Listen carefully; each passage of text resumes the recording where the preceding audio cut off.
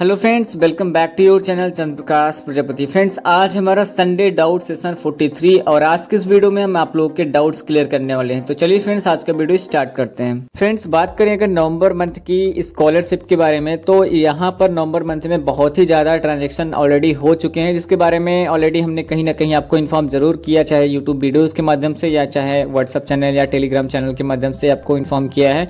17 नवंबर को बैच 2021 की स्कॉलरशिप आई थी। इसी तरीके से 20 नवंबर को भी कुछ स्टूडेंट की स्कॉलरशिप आई एंड 21 नवंबर को 2022 बैच का ट्रांजैक्शन हुआ था। उसी तरीके से यहाँ पे बैच 2019 के भी स्टूडेंट का यहाँ पे 23 नवंबर को स्कॉलरशिप आई है। एमएससी वाली उनकी आई थी, 7 नवंबर को सैंक्शन हुई थी। जिनकी भी स्कॉलरशिप 7 नवंबर को सैंक्शन हुई थी, उनकी यहाँ पर जैसे कि आप देख सकते हैं 23 नवंबर को उनकी स्कॉलरशिप आ चुकी है। एमएससी फाइनल ईयर की उन्होंने एमएससी फर्स्ट ईयर के डॉक्यूमेंट वगैरह अपलोड किए थे। चंद्र प्रकाश प्रजापति यूट्यूब फैमिली की तरफ से आप लोगों को बहुत बहुत कॉन्ग्रेचुलेसन, जिनकी भी स्कॉलरशिप उनके बैंक अकाउंट में क्रेडिट हो चुकी है। जिनकी स्कॉलरशिप अभी नहीं आई हुई है तो उनको बिल्कुल भी परेशान नहीं होना है, आप लोगों को नेक्स्ट ट्रांजैक्शन का वेट कर लेना है। फ्रेंड्स, आप लोगों के लिए एक बहुत ही इंपॉर्टेंट इन्फॉर्मेशन दे देते हैं। फ्रेंड्स, जो भी स्टूडेंट 2023 में 12th पास आउट किए हैं और इंस्पायर स्कॉलरशिप का फॉर्म भरना चाहते हैं, तो अब लास्ट डेट एक्सटेंड नहीं होगी। 30 नवंबर लास्ट डेट है, इससे ज़्यादा लास्ट डेट नहीं बढ़ेगी। तो अब आप जल्द से जल्द अपना फॉर्म जरूर भर दें।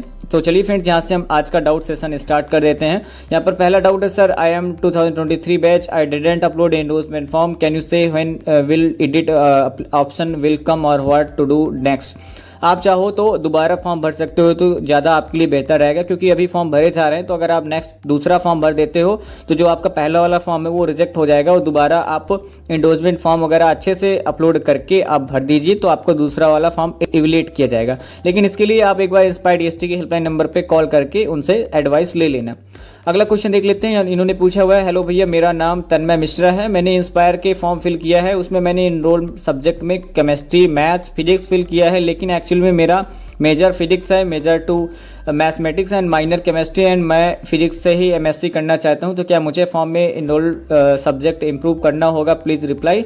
आपको कुछ भी करने की ज़रूरत नहीं है।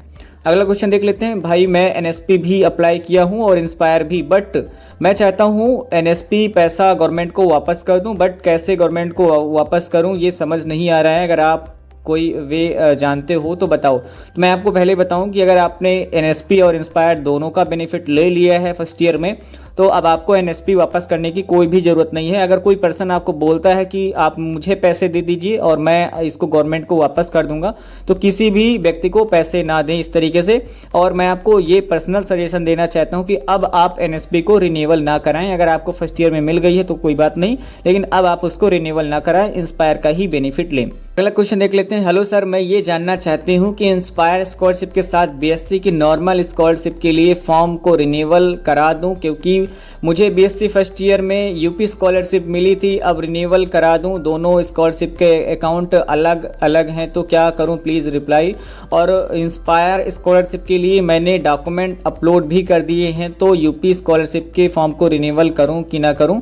देखिए, आपको ये बात पता होनी चाहिए अच्छी तरीके से कि एज पर इंस्पायर डीएसटी गाइडलाइन, उनके रूल्स के अकॉर्डिंग आप एक टाइम में एक ही स्कॉलरशिप का बेनिफिट ले सकते हो, चाहे इंस्पायर ले लो चाहे यूपी स्कॉलरशिप का ले लो। लेकिन आपने यहाँ पे जब फर्स्ट ईयर का फॉर्म भरा था तो आपने यूपी का भी फॉर्म भर दिया था और इंस्पायर का भी फॉर्म भर दिया था, जिसमें आपको यूपी की ऑलरेडी मिल चुकी है और इंस्पायर की भी शायद मिल गई होगी, आई होप, या भी नहीं भी मिली होगी, जो भी आपने डॉक्यूमेंट्स वगैरह अपलोड किए होंगे। तो मैं आपको ये सजेशन देना चाहूँगा कि आप अपना यूपी स्कॉलरशिप को रिन्यूअल ना कराएं। पहला क्वेश्चन देख लेते हैं। भैया, मेरा बीएससी सेकेंड ईयर का ऑप्शन ओपन हो रहा है, पहले नहीं हो रहा था, तो क्या फर्स्ट ईयर के डॉक्यूमेंट्स अप्रूव्ड हो गए? जी बिल्कुल, आपके फर्स्ट ईयर के डॉक्यूमेंट्स अप्रूव्ड हो गए हैं। अगर आपके नोटिफिकेशन पैनल पे कोई रिवर्ट वगैरह का नोटिस नहीं आया होगा, अगर कोई रिवर्ट का नोटिफिकेशन आया है उसके बाद आप सेकंड ईयर पे टिक करोगे तो वो तो फिर ओपन हो ही जाएगा। और इसमें आपने आगे पूछा हुआ है कि कब तक स्कॉलरशिप सैंक्शन हो जाएगी। अगर आप 2022 बैच के स्टूडेंट हो तो यहाँ पे अपना कोई ड्यूरेशन नहीं बताया किस मंथ में आपने डॉक्यूमेंट्स अपलोड किए थे।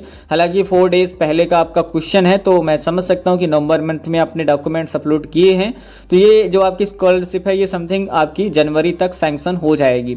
अगला क्वेश्चन देख लेते हैं। सर प्लीज़ मेरा एक भी कमेंट का जवाब नहीं देते हो, अब इसका दे दो। सर मैं 2022 बैच का स्टूडेंट हूँ। मैंने फर्स्ट ईयर का डॉक्यूमेंट 12 नवंबर को अपलोड किया था और वो 20 नवंबर को अप्रूव्ड हो गया है। मेरी स्कॉलरशिप कब तक सेंक्शन हो जाएगी? ऑलरेडी मैं आपको बता चुका हूँ, ये स्कॉलरशिप समथिंग जनवरी मंथ तक सेंक्शन हो जाएगी एंड ये फरवरी या मार्च तक आपके बैंक अकाउंट में भी क्रेडिट हो जाएगी। तो जब जैसा भी आगे का प्रोसेस होता है हम आपको बताते रहेंगे। अगला क्वेश्चन देख लेते हैं। सर मेरी सेंक्शन तो 1,20,000 हुई थी, बट मेरे अकाउंट में 60,000 आई हुई है। 60,000 कब तक आएंगे? ये क्वेश्चन काफ़ी ज़्यादा स्टूडेंट का था और काफ़ी ज़्यादा स्टूडेंट इससे परेशान भी थे। तो फ्रेंड्स मैं आपको बता दूं कि ये जो स्कॉलरशिप होती है ये ज़रूरी नहीं है कि आपको पहले 1,20,000 ही दी जाए और उसके बाद में 60 मिले। हो सकता है कि डीएसटी वाले आपको 60 हज़ार रुपये आपको ट्रांजेक्शन कर दें, तो आपकी पूरी स्कॉलरशिप आएगी। आपको बिल्कुल भी परेशान नहीं होना है। अगर आपका 4 सेंक्शन हुई थी और 60,000 आपको मिला है तो 60,000 आने वाले नेक्स्ट ट्रांजेक्शन में किसी न किसी में आपको मिल जाएगा। आपको बिल्कुल भी परेशान होने की ज़रूरत नहीं है। अगला क्वेश्चन देख लेते हैं। हेलो सर, मैं बैच 2022 का स्टूडेंट हूँ। मेरे इंस्पायर स्कॉलरशिप फॉर्म में mobile number and bank account में मोबाइल नंबर डिफरेंट है। इससे कोई प्रॉब्लम तो नहीं होगी? कोई भी प्रॉब्लम नहीं होगी।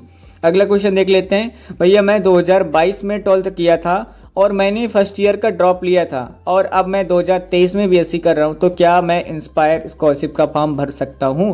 देखिए मैं आपको सिर्फ इतना ही कहूँगा कि आपकी ख़राब किस्मत है और ख़राब किस्मत की वजह से ही आपने ड्रॉप लिया था, क्योंकि यहाँ पे ड्रॉप लेने वाले स्टूडेंट एलिजिबल नहीं होते हैं।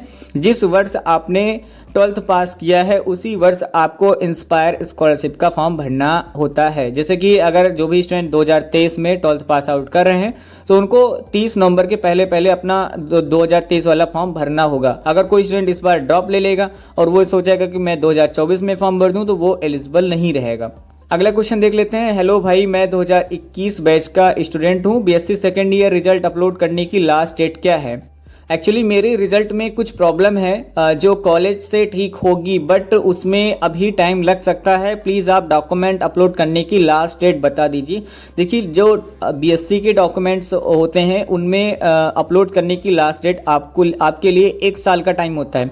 यानी कि अगर आपका ऑफर लेटर 1 जून 2022 को आया है तो जो बीएससी फर्स्ट ईयर के डॉक्यूमेंट्स अपलोड करने का टाइम रहेगा वो 1 जून 2023 तक का रहेगा। तो चूंकि आप 2021 बैच के स्टूडेंट हो तो फर्स्ट ईयर के तो ऑलरेडी आपने अपलोड कर ही दिए होंगे। तो अभी के टाइम में जो आपके पास में टाइम है वो 1 जून 2024 तक का टाइम है। तो आपके पास में पर्याप्त टाइम है, आपको बिल्कुल भी घबराने की ज़रूरत नहीं है। और जो स्टूडेंट 2022 बैच के हैं उनके लिए भी डॉक्यूमेंट्स अपलोड करने का टाइम 7 जून 2024 तक का टाइम है। जो भी स्टूडेंट बैच 2022 के हैं तो उनके लिए भी पर्याप्त टाइम है। सबके लिए बीएससी के डॉक्यूमेंट्स अपलोड करने के लिए सबके पास में अच्छा टाइम रहता है, लेकिन बस बैंक डिटेल्स का थोड़ा सा इशू रहता है कि ऑफर लेटर आने के बाद में आपको 6 महीने के अंदर बैंक अकाउंट ऐड करना होता है। अगला क्वेश्चन देख लेते हैं। सर मैं बैच 2020 का स्टूडेंट हूं। मैं अपना डॉक्यूमेंट अगस्त मंथ में अपलोड किया था एमएससी फर्स्ट ईयर के, बट अभी तक स्कॉलरशिप सेंक्शन नहीं हुई है। प्लीज़ बताइए कि कब तक आएगी। देखिए ये जो स्कॉलरशिप है ये आपकी विदाउट सेंक्शन आएगी, यानी कि जो आप ड्यू इंस्टॉलमेंट स्टेटस पर देखते हो तो वहाँ पर आपका ये नहीं लिखा रहेगा कि आपकी सेंक्शन हुई, क्योंकि कभी कभी सेंक्शन दिखाता है, किसी का नहीं सो होता है, खास करके जो पुराने बैचेस रहते हैं।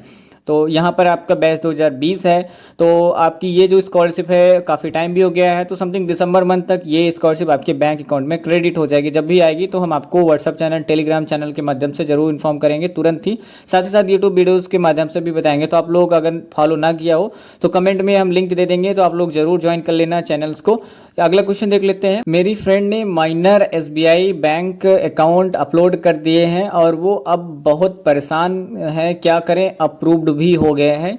तो आपने माइनर ऐड किया है और वो आपका अप्रूव्ड भी हो गया है, तो कोई प्रॉब्लम नहीं है। अगर आपके बैंक में कोई लिमिट नहीं है तो आराम से आपके पैसे आ जाएंगे। तो मैं आपको यही सजेशन दूंगा कि अगर आपके बैंक अकाउंट अप्रूव्ड हो गए हैं तो वो अब रिवर्ट नहीं आ सकते। रिवर्ट तभी आएंगे जब ट्रांजैक्शन फेल होगा। तो अभी आपके पास में एक ही ऑप्शन बचा हुआ है कि आप बैंक जाएं एंड मैनेजर से रिक्वेस्ट करें कि सर इस अकाउंट में कोई लिमिट वगैरह लगी हो तो उसको आप प्लीज़ हटा दें।